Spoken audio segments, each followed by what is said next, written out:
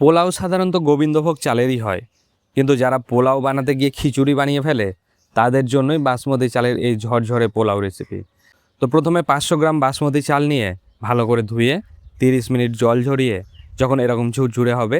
তখন 1 চামচ আদা বাটা, ঘি,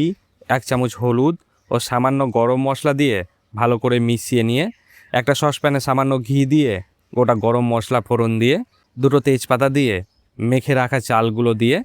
3 থেকে 4 মিনিট ভেজে নেব। আমাদের 2 গ্লাস চাল ছিল, সেই গ্লাসেই মেপে 2.5 গ্লাস গরম জল দিয়ে মিশিয়ে একটা ঢাকা দিয়ে 5-7 মিনিট রেখে ঢাকা তুলে 4টে লঙ্কা, আগে থেকে সাদা তেলে ভেজে রাখা কিশমিশ, কাজু, যতটা মিষ্টি পছন্দ ততটা চিনি ও লবণ দিয়ে 7 থেকে 10 মিনিট ঢেকে রাখলেই তৈরি এই ঝরঝরে পোলাও। গোবিন্দভোগ চাল ও এই বাসমতি চালের পোলাওয়ের টেস্ট খুব বেশি পার্থক্য থাকে না, কষা চিকেনের সাথে এর অপূর্ব স্বাদ।